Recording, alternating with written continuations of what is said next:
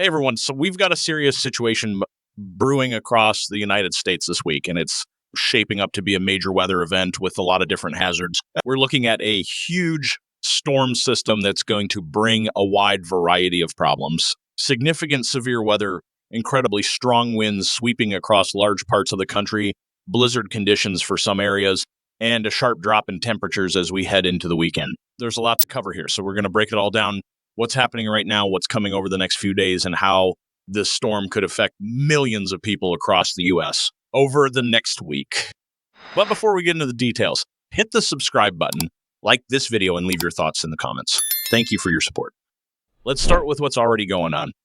Over the past 24 hours, we've had a large and pretty active storm system in the southeast. Right now, the center of that low-pressure system is sitting over Mississippi, and it's been producing scattered showers and thunderstorms, some of which have been severe at times. We've seen some gusty winds and heavy rain, but so far, the impacts have been fairly limited.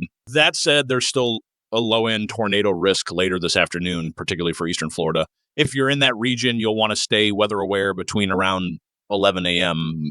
and 5 p.m., just in case any of those storms start rotating. Meanwhile, up in the northern plains, there's a small Alberta clipper moving through, which is bringing light snowfall to northern Minnesota and parts of Canada. It's nothing too intense, but it's enough to create some slippery roads and reduced visibility in those areas. And if you're down in the southwest or southern plains, well, you're probably wondering what all the fuss is about because it's been bone dry there. But trust me, that's going to change in a big way as we move later into the week. Rainstorms and possibly severe weather are all on the way. One of the biggest concerns with this incoming storm system is the potential for significant severe weather. The Storm Prediction Center has already upgraded parts of the mid-Mississippi River Valley to an enhanced risk of severe storms on Friday. That enhanced risk zone covers parts of Arkansas, Tennessee, Mississippi, Missouri, and Illinois. And it's something we're going to have to watch very closely. In this region, the main threats are going to be damaging straight-line winds, large hail, and the potential for strong tornadoes. The severe weather risk isn't just limited to the south either. The slight risk area stretches all the way north into Wisconsin and eastern Iowa. It's pretty unusual to see severe weather potential this far north in the middle of March, which gives you an idea of just how powerful this system is shaping up to be. If you live in any of these areas, especially in the enhanced risk zone, you'll want to make sure you have multiple ways to receive weather alerts. Tornado warnings, severe thunderstorm warnings, these can pop up fast, and you won't always be near a TV or radio when they happen. Make sure your phone is set up to receive emergency alerts and have a weather radio on hand if possible. Also, take some time now to think about your tornado safety plan, where you would go and what you would do if a warning is issued. It's always better to be prepared ahead of time. By Saturday, the severe weather threat shifts a bit farther east. Areas like the Ohio Valley and parts of Dixie Valley will be at risk for damaging storms. There's another enhanced risk zone in place for parts of Mississippi and Alabama, where the combination of wind shear, instability, and moisture will create a very favorable environment for severe weather. Once again, damaging winds, large hail, and strong tornadoes are all on the table. So if you're in these areas, stay vigilant and keep an eye on the forecast. As we look toward the second half of the week, the ingredients for this massive storm really start coming together. The system currently over the southeast will continue moving eastward over the next couple of days, bringing more showers and storms along the Gulf Coast. That Alberta clipper will keep pushing through Canada, bringing scattered snow showers, and we'll also see some rain developing in New England. But the real action kicks off as we head into late Wednesday and Thursday when the West Coast starts to get hit. Southern California is already starting to see some activity, and by Wednesday morning, we'll see widespread rain and mountain snow across the West Coast. The Sierra Nevada is going to get absolutely buried. We're talking about over 4 feet of snow in some spots between Wednesday and Saturday. At the same time, the lower elevations will see heavy rain, with most areas picking up 1 to 3 inches between Wednesday and Thursday. As we move into Thursday night and Friday, this storm system really starts to intensify.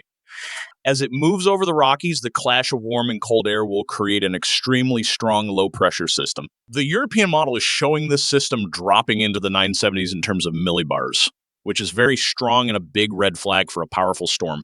That kind of pressure drop is going to create widespread strong winds across the Great Plains with gusts between 40 and 65 MFF. In some areas, we could even see wind gusts hitting 75 mph, and that's before the severe storms even get going.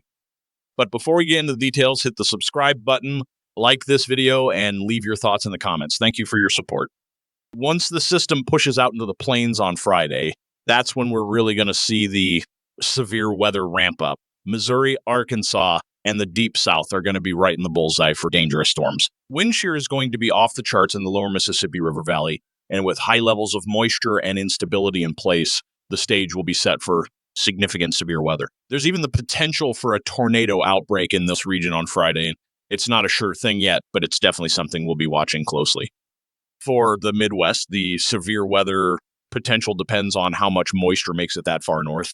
If dew points stay in the low to mid 50s, we'll probably only see isolated severe storms. But if moisture surges north and we start seeing dew points in the 60s, the Midwest could be in for a serious tornado threat as well. By early Saturday, the storm pushes farther north, bringing blizzard conditions to the northern plains.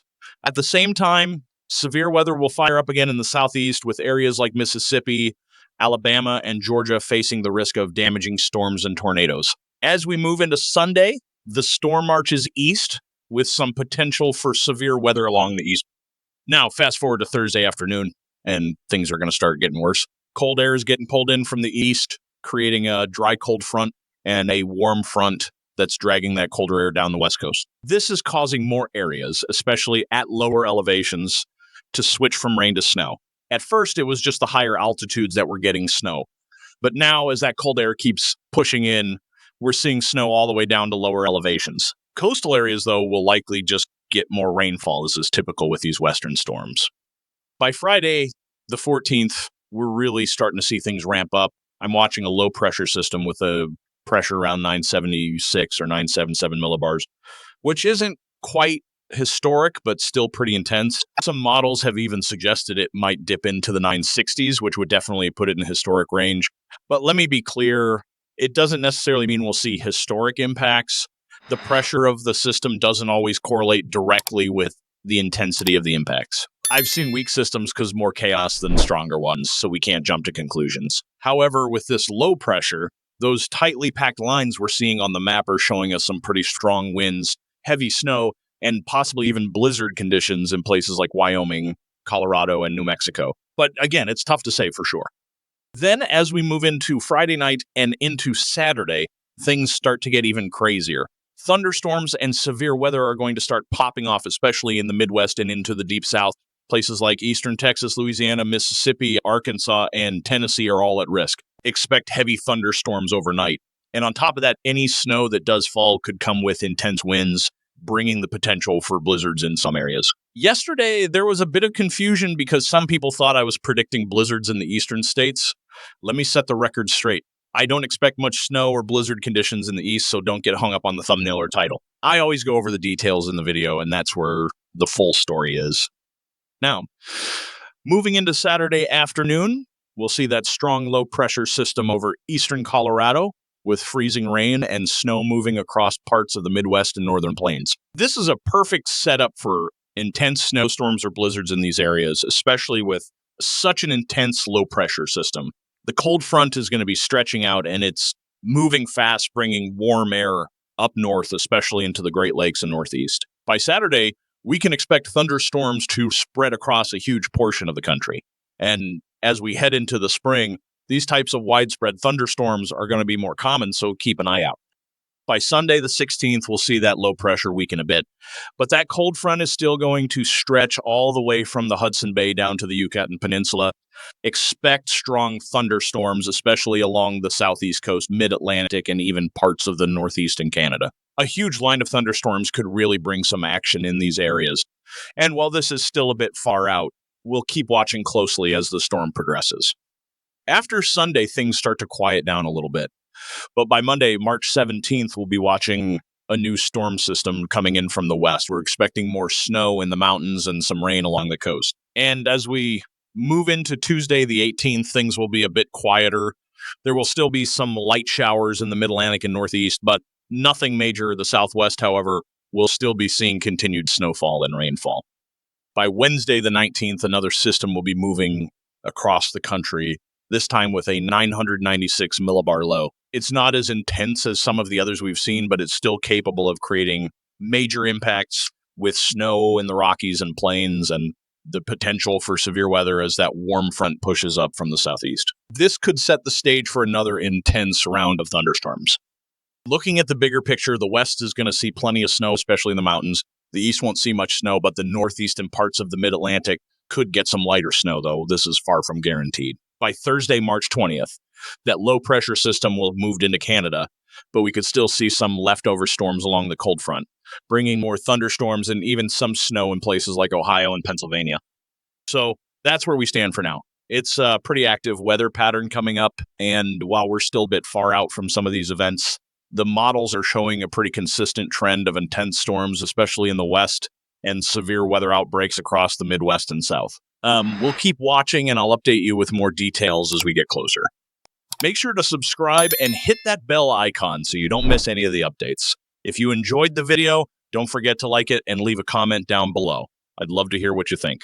Thanks for watching, and I'll catch you in the next one.